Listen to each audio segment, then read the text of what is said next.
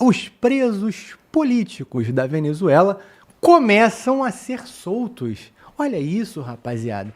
Ao mesmo tempo que... Bom, daqui a pouco eu falo aí do petróleo, porque 3 das coisas que a gente comentou na quarta-feira já estão sendo cumpridas, né? A primeira delas, uma delas, na verdade, era que os presos políticos fossem soltos, porque há muitas pessoas presas na Venezuela desde a época do Hugo Chávez. Então a gente teve o Hugo Chávez, teve o Maduro, e agora a gente está com a Delcy Rodrigues, e foi anunciado, né, pelo Marco Rubio na quarta-feira esse plano, essas 3 etapas. Foi anunciado, inclusive, quando a gente estava começando aqui o programa.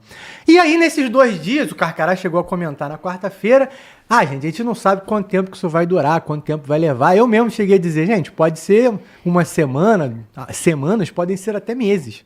Mas, na verdade, os presos começaram a ser soltos. Nesse primeiro momento, são 8 presos soltos, né? E são muito mais. A gente está falando aí de centenas de presos que precisam ser soltos. Mas esse primeiro movimento, gente, em menos de 48 horas, já é uma grande sinalização.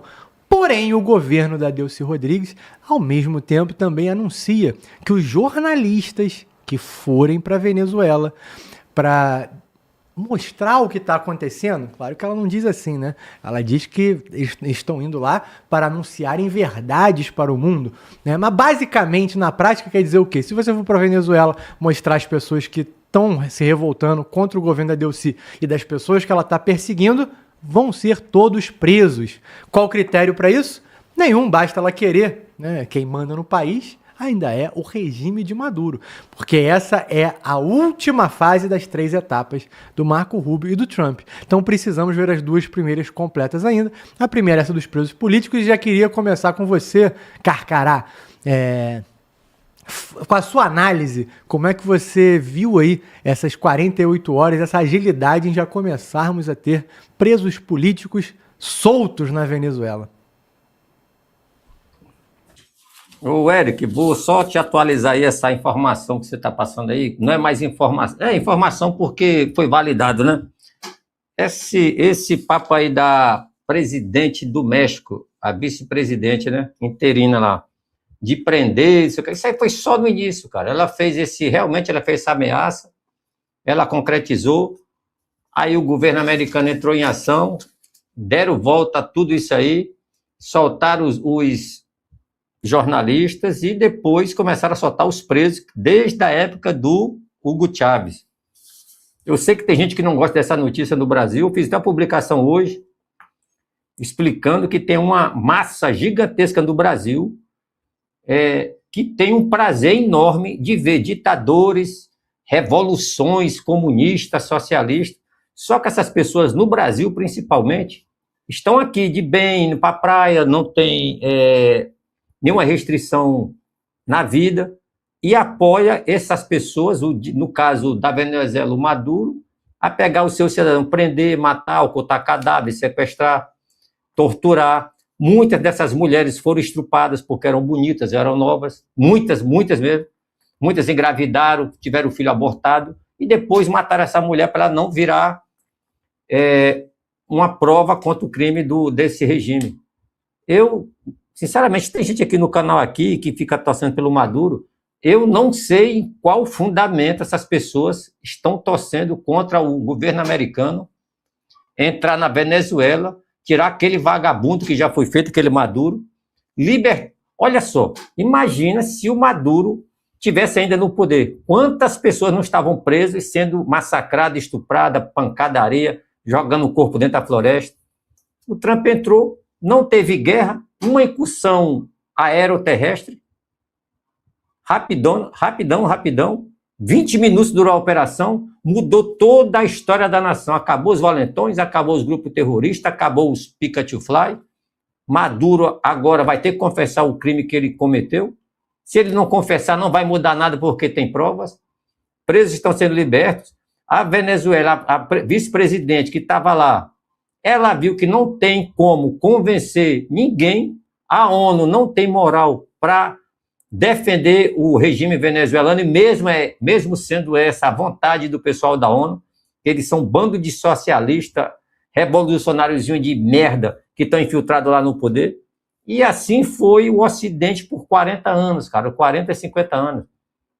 Tomaram o comando da ONU, tomaram os principais órgãos dos direitos humanos e presidentes da América Latina foram infiltrados, se tornaram líderes e, junto com a ONU, fizeram uma falácia e uma defesa daquilo que estava errado.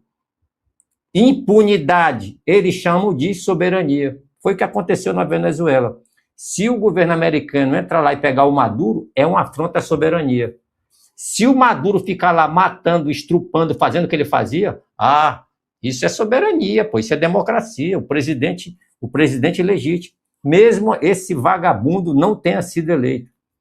Então, eu só lamento por essas pessoas, eu não vou mudar de posição, não vou mudar meu comportamento, meu linguajar, que pode ser mais bravo, mais suave. No caso, agora eu estou sendo mais suave, porque o mal não vence nem em revista de quadrinhos, cara. Eu sempre falo isso aqui. Não adianta você gostar de droga, do movimento socialista, do PC, PSOL, bababá, fuder as universidades, esse corpo é meu, o garoto tira a porra do pintinho dele, a garota tira os seios, e é isso mesmo, que o mundo agora é essa porra. Cara, isso tudo é uma ilusão. Isso tudo é uma revolução com pessoas que estão do lado onde tem tudo. Quem está lá no local, in situ, que é Venezuela, Coreia do Norte, Cuba e outros países aí, meu irmão, essas pessoas sofrem demais. A gente aqui no Brasil, a gente vê movimento das feministas, desse pessoal socialista, inclusive alguém aqui do nosso canal aqui que nos acompanha, defendendo o Islã radical. E lá a mulher apanha, não pode mostrar o rosto. Desde criancinha do ventre da mãe já nasce coberta, a bichinha morre, fica velha, apanhando desses vagabundos, sendo estrupada, casando com 9 anos, sendo grávida do bando de velho vagabundo, pô. Que eles jogam toda essa culpa dele, esse crime dele. Não, é Allah que quer, é a Sharia, é o Islã. Todo vagabundo tem uma desculpa para chamar de sua. No Haiti era assim, o Vilas Boas operou comigo lá, o Júlio e outros aí. No Haiti, as garotas lá são estrupadas, eram estrupadas. Ainda deve ser, né, porque a gente saiu de lá. Sabe, senhor? Então, o que é o Maduro? O Maduro é um idiota que assumiu o poder, os militares, um bando de general covarde, que não tem coisa... O pior humano da face da terra é o soldado que se torna corrupto e vira capacho de traficante, bandido e pessoas que tomam o poder. É uma coisa nojenta, não importa se está no Brasil, se está nos Estados Unidos, se está na América, na África. Não tem pecado maior do que o soldado que jurou defender a pátria e se vende e deixa o mal acontecer e por omissão, medo, corrupção, ou por ter raiva do combate, não faz aquilo que ele devia fazer, que é defender a nação e o povo. A Venezuela é um exemplo disso. Bando de general vagabundo. O Trump entrou, saiu, e o vagabundo do ministro da Defesa, eu estava dormindo, não vi nada. Sempre assim. Pintador de meio fio, um vagabundo e nada mais do que isso, senhores. Vamos vencer, o Brasil não vai cair nessa, independente de quem é para nos defender e não faz isso. Nós vamos continuar lutando e o Brasil vai se libertar de todo movimento revolucionário e que acha que isso aqui vai ser a casa da mãe Joana para o traficante, político ladrão, judiciário corrupto. Não vão conseguir destruir o gigante Brasil. Assina que eu estou falando e aprenda uma coisa, viu, meu amigo Eric, e quem está nos assistindo. Nós estamos vencendo, e eu vou repetir isso aqui de novo. E nesse ano, 2026, vai ser a libertação do Brasil. E eu espero que nunca mais essa cambada de vagabundo, seja lá quem for, se usa toga, uniforme, ou se é da classe jurídica ou eclesiástica, não tem espaço para esse tipo de vagabundo aqui no Brasil. Assim como a Venezuela, se Deus quiser, vai ser liberta. E eu espero que logo, logo, Cuba e o México se libertem dos narcoterroristas. Eu espero que o Trump use o poder militar e político que ele tem para libertar o México. Porque, na Venezuela, ele não fez nada demais no México. Somente tirar esse vagabundo do Maduro. Toda a situação da América Latina já mudou suavemente para melhor. É isso que está acontecendo, meu amigo. Tamo junto. Muito bom, Carcará. Comandante Vilas Boas, como é que você faz essa análise aí do acontecimento e até entendendo aí que de fato é um dos 3 passos aí já sendo cumpridos, né? Eric, pelo menos pelo que dá a entender, né, esse plano aí anunciado pelo Marco Rubio nessas 3 fases, o primeiro já foi colocado, né, a venda, né, ou a compra pelos Estados Unidos dos barris de petróleo, dos 30 a 50 milhões. A segunda, né, essa organização em termos da infraestrutura, né, que vai ser muito preciso até que a Venezuela tenha as condições de novamente caminhar pelas suas próprias pernas. Então, muito dinheiro vai ter que ser vertido dentro da Venezuela, e sim, muita gente tem interesse, né? Os Estados Unidos têm interesse, obviamente tem, nessa reconstrução, nesses investimentos que serão feitos, ou na retomada dos investimentos que foram feitos no passado, como também a Petrobras, né? Pouca gente fala. A gente fala dos investimentos que foram tomados lá, que o Trump usou isso como argumento desde o começo, mas pouca gente fala também que a Petrobras tinha dinheiro investido lá dentro e também foram usurpados, né? Lá atrás pelo Chaves, como aconteceu também na Bolívia com as nossas indústrias, nossas plantas de produção de gás, que muita gente pouco fala. E agora a gente vê essa transição, né, que a gente comentou aqui na semana passada, na quarta-feira também, sobre como vai ser o relacionamento, pelo menos agora, nessa fase inicial, com esses herdeiros do chavismo. Falamos aqui na posição dos envolvidos, né, que era a Dercy Gonçalves, que não é Gonçalves. A gente falou do Padrino, né, que é o ministro da Justiça, da Defesa, esse aí que o Carcará bem colocou aí, sobre esse carimbo rotulado dele, que eu concordo, gênero, número e grau, e também o Cabello, também é o ministro da Justiça. Então, nessa organização que o chavismo continua, dá a entender, sim, que os Estados Unidos não fez uma ação inicial, a princípio, contra o governo, mas ele está dialogando com esse grupo, na figura da vice-presidente, que foi empossada na ausência do presidente. Então, a gente comentou aqui que esse posicionamento para ver essas medições de como os Estados Unidos vão fazer e vão lidar, querendo, né, que haja evoluções aí no que os Estados Unidos entende que deva acontecer dentro da Venezuela para a quebra do regime autoritário ditatorial que veicula aí dentro da Venezuela há décadas, desde Hugo Chávez. E aí a gente vê que realmente o governo em execução lá que está respondendo pela Venezuela começa a abrir algumas coisas, como foi essa libertação dos presos políticos dentro da Venezuela. Então, não são poucos. A gente, nas semanas passadas, também comentou sobre as prisões ali, que são centros de torturas, os porões da ditadura comunista, naquela prisão famosa de Helicoide, que tem muita gente presa ali dentro, muita tortura executada, homens, mulheres em condições desumanas, né, que muita pouca gente fala, e é uma prática dos regimes ditatoriais.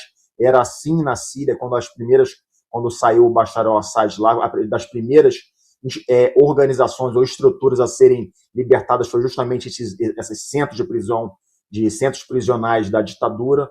Isso assim também acontece na Rússia, acontece na China, mas parece que o mundo não quer se falar, né?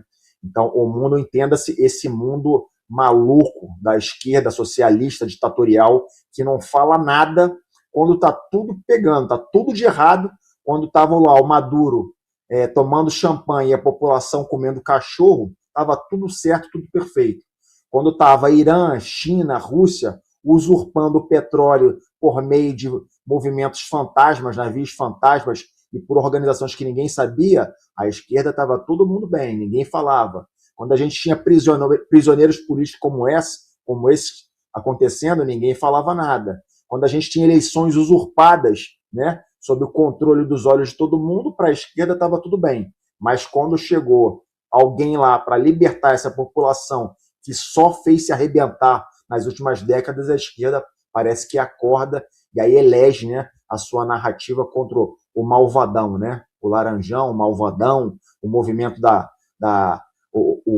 dos conservadores que estão usurpando as soberanias, os poderes e os direitos de autodeterminação dos povos.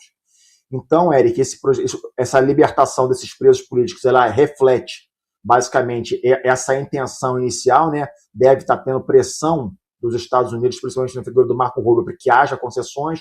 O governo do chavismo vai ter que fazer concessões como essa e outras mais, se ele quiser permanecer pelo menos temporariamente, no poder.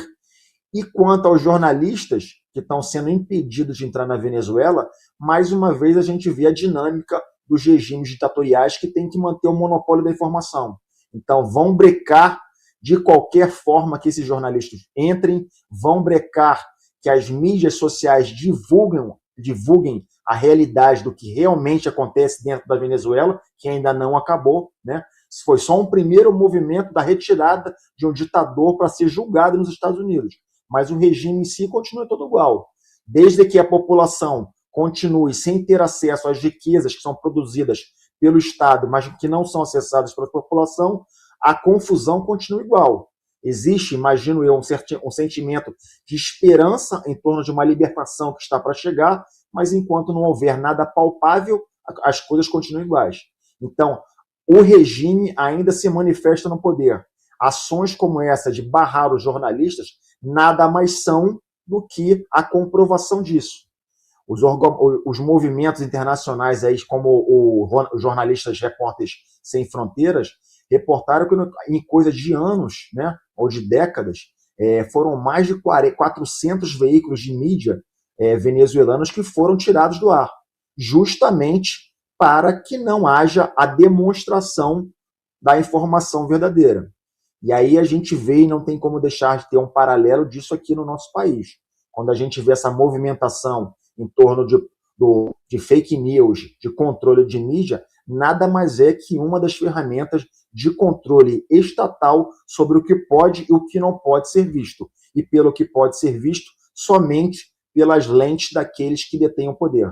Então, assim, é triste ver esse tipo de acontecimento, mas ele é real e as pessoas precisam entender que coisas como essa acontecem mundo afora e são como digamos assim, uma cunha de movimentação desse tipo de regime ditatorial pelo mundo, Eric. Muito bom, comandante. Júlio Roque, acrescento aqui a notícia também, porque a gente tem muita coisa para falar hoje, sobre a questão do petróleo, porque ao mesmo tempo que o Trump está nessa libertação aí dos presos, né, da Venezuela, ele também tirou as sanções do petróleo venezuelano. Tirou porque ele é bonzinho? Tirou porque agora a Venezuela pode vender o seu petróleo? Não, ele tirou porque agora os Estados Unidos vai liberar a venda do petróleo venezuelano para os outros países. E assim como o Trump disse no início da semana, o Trump e o seu governo, essas como é que eu falo? Bom, esses grupos aí de petróleo que tem lá serão vendidos para o Ocidente, para empresas do Ocidente, para governos, também para o Oriente, quando ele achar que é justo que isso seja feito. Lembrando que o conceito de justiça do Trump é só dele, né? Concordando aí ou não? A base dele é aquilo que ele acha que tem que ser feito para garantir a hegemonia aí dos Estados Unidos. Então ele libera o petróleo para isso e era um dos outros pontos. Daqueles 3 pontos, a gente tinha os presos políticos para serem soltos e, ao mesmo tempo, o petróleo ser direcionado. Então ele anunciou que já está liberado, mas agora vai começar a ser anunciado quem pode, quem não pode. Uma longa discussão provavelmente haverá com relação à dívida que a Venezuela tem com a China e que é pago com petróleo.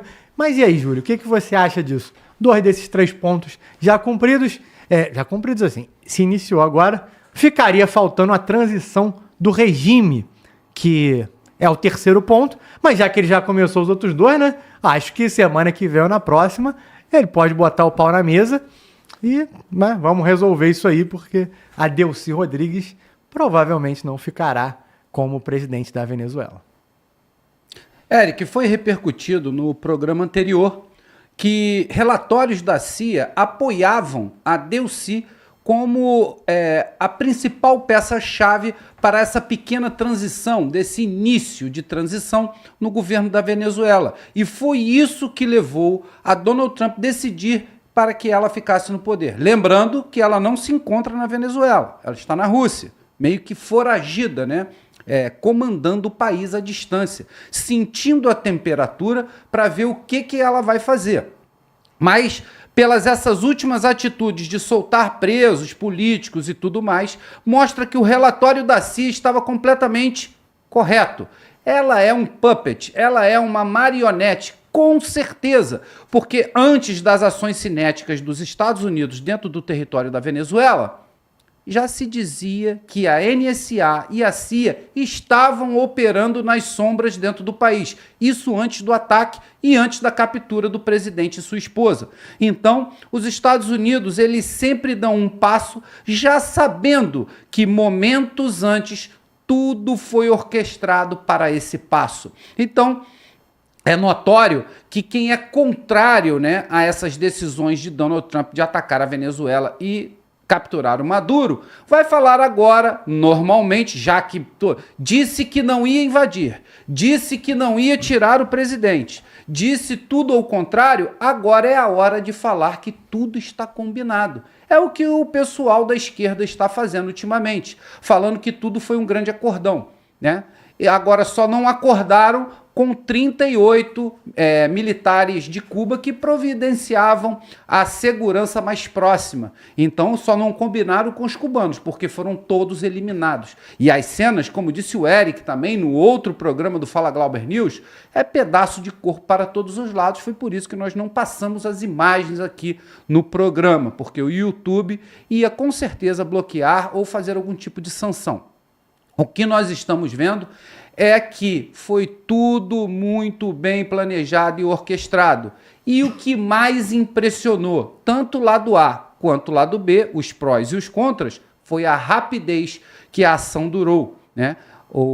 A captura aconteceu e os militares americanos ainda conseguiram pegar o café da manhã no porta-aviões, né, onde saíram as aeronaves. Então, nós estamos vendo que o golpe forte de Donald Trump está tendo resultado. E esse resultado, como todos falam, sempre gira em torno de alguma coisa, como eu sempre falo aqui, não existe almoço de graça, o petróleo.